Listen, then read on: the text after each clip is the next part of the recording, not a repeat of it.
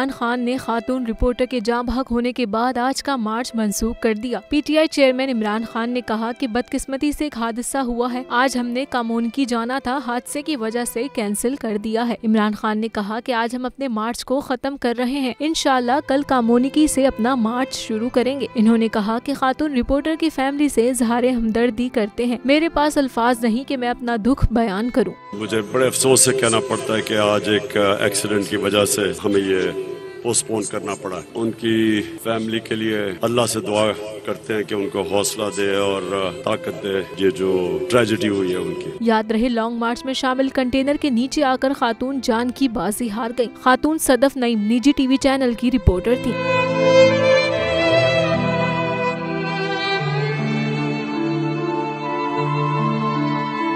PTI का हकीकी आज़ादी मार्च सिर्फ बोल दिखा रहा है। 24 घंटे हकीकी आज़ादी मार्च, सबसे ज्यादा रील्स और सबसे ज्यादा रेटिंग्स के साथ बोल रहा नंबर 1।